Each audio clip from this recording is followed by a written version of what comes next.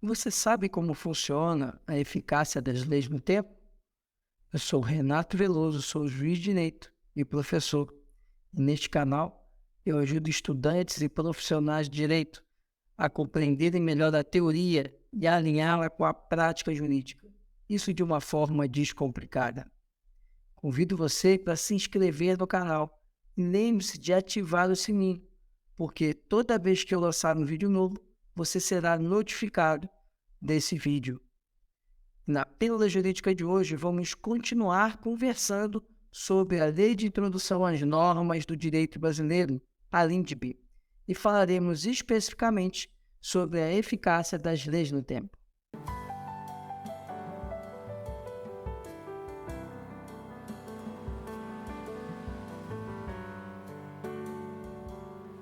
Toda lei, ela se destina para atender fatos ou situações presentes ou futuras.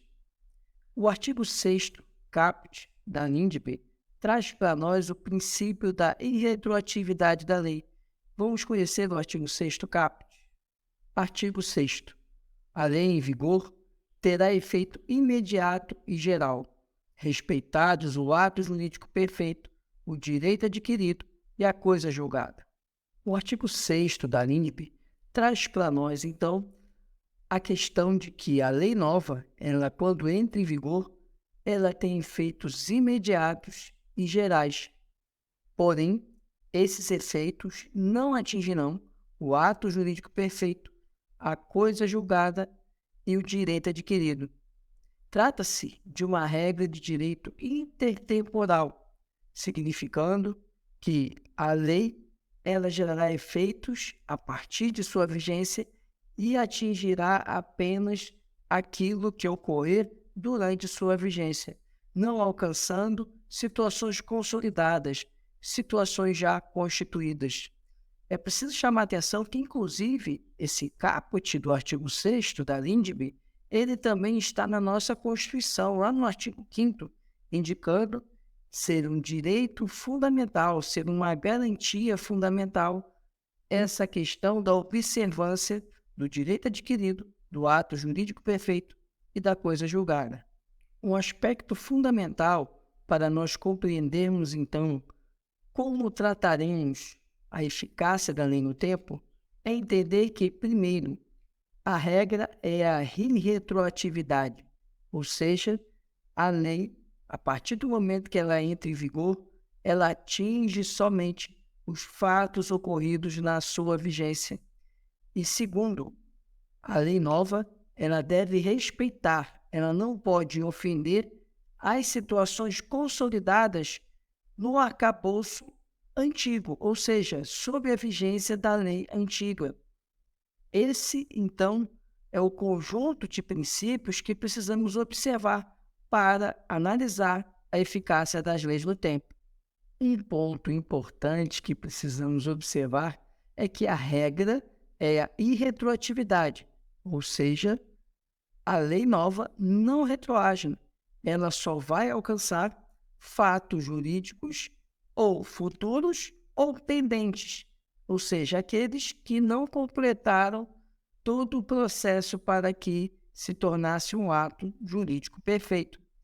Mas existe exceção, ou seja, é possível haver uma lei prevendo a retroatividade. Essa lei, caso estabeleça a retroatividade, também não pode ofender o ato jurídico perfeito, a coisa julgada e o direito adquirido. Mas agora vamos compreender esses conceitos. O que vem a ser um ato jurídico perfeito? Esse conceito está no parágrafo 1º do artigo 6º da LINDB. Vamos agora conhecê-lo. Parágrafo 1º. Reputa-se ato jurídico perfeito o já consumado segundo a lei vigente ao tempo em que se efetuou. Ato jurídico perfeito vem a ser aquele que já foi concluído, que já encerrou sua fase de elaboração e de consolidação conforme a lei vigente. Entretanto, o ato jurídico perfeito não necessariamente já produziu seus efeitos. O ato jurídico perfeito, portanto, é aquele que já completou todo o seu processo de formação, ainda que os efeitos não tenham sido produzidos ou que sejam produzidos no decurso do tempo. Aí entramos na questão das relações dos atos jurídicos de efeito continuativo. Nessas situações, para que o ato jurídico ele esteja perfeito, devemos observar se ocorreu as etapas de elaboração e de consolidação. Os efeitos, o que vai acontecer? Os efeitos eles vão ser regulados pela lei nova. O exemplo disso é o casamento. O casamento ele é um ato jurídico que ele depende de procedimento, de preparação, né, junto ao cartório de registro civil. Realizado ali, celebrado o casamento, feito o seu registro, está consolidado. Isso tem que acontecer sob a lei vigente. Acontecendo isso sob a lei vigente, está consolidado ali o casamento. Entretanto, uma lei nova que venha alterar determinadas situações do casamento, ela será aplicada não à celebração e à formalização, mas sim quanto aos efeitos. Um exemplo disso é, por exemplo, o regime de bens no casamento, que no Código Civil de 2003 sofreu alteração.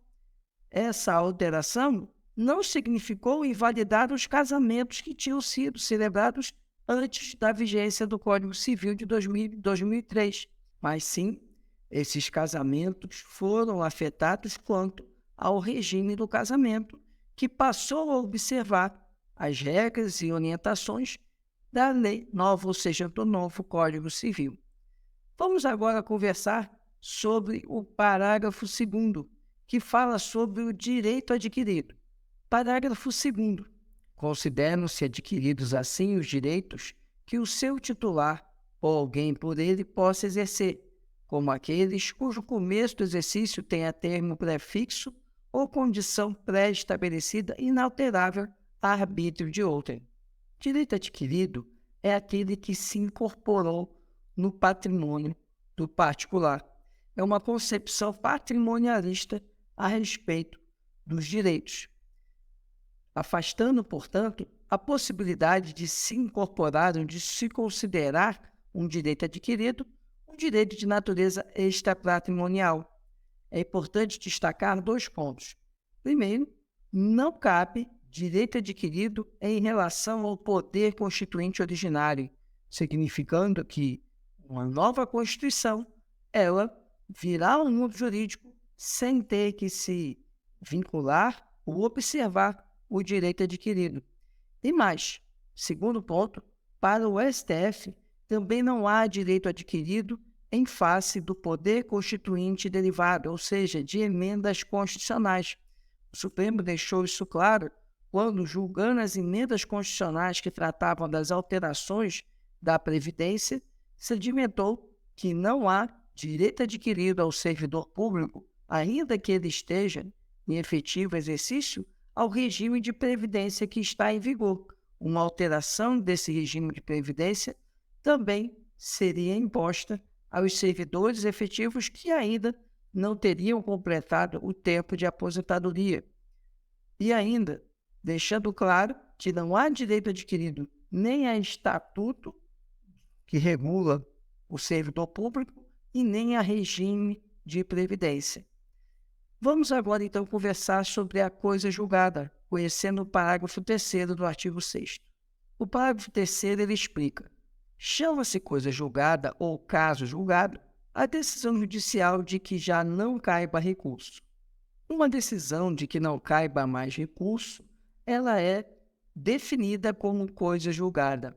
A finalidade da coisa julgada é justamente trazer segurança jurídica, dar estabilidade às relações.